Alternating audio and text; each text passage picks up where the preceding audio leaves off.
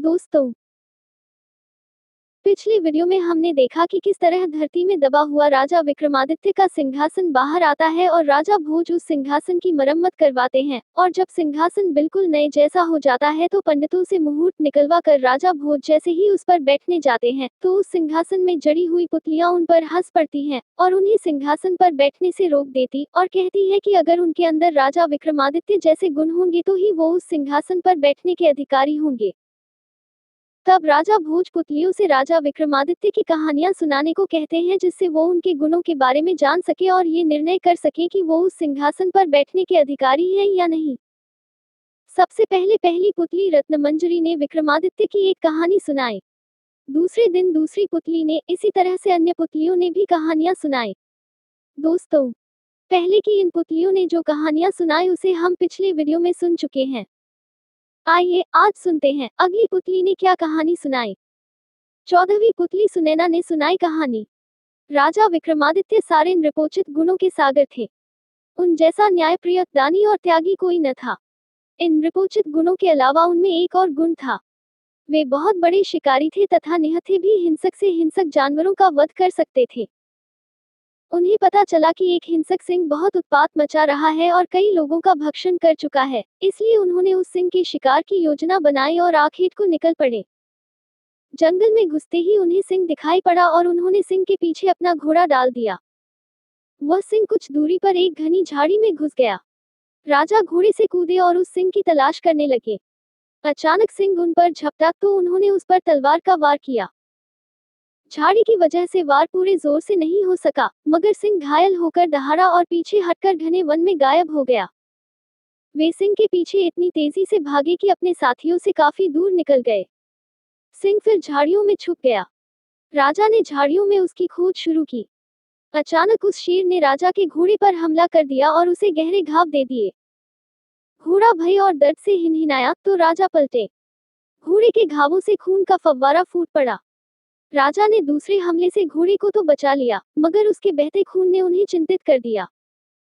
वे सिंह से उसकी रक्षा के लिए उसे किसी सुरक्षित जगह ले जाना चाहते थे, इसलिए उसे लेकर आगे बढ़े। उन्हें उस घने वन में दिशा का बिल्कुल ज्ञान नहीं रहा। एक जगह उन्होंने एक छोटी सी नदी बहती देखी। वे घोड़े को लेकर नदी तक आए ही थे कि घोड़े ने रक्त अधिक बह जाने के कारण दम तोड़ दिया। उसे मरता देख राजा दुख से भर उठे।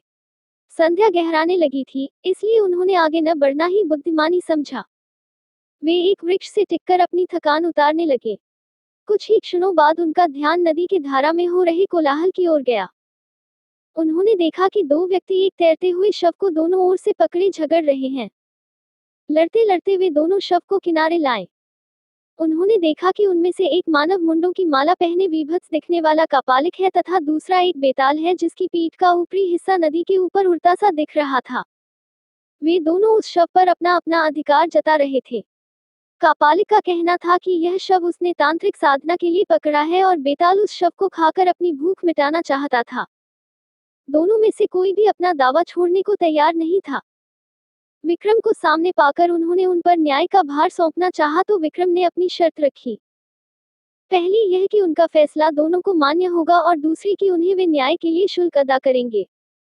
कापालिक ने उन्हें शुल्क के रूप में एक बटुआ दिया जो चमत्कारी था तथा मांगने पर कुछ भी दे सकता था। बेताल ने उन्हें मोहिनी काष्ठ का टुकड़ा दिया जिसका चंदन घिस कर लगाकर अदृश्य हुआ जा सकता था।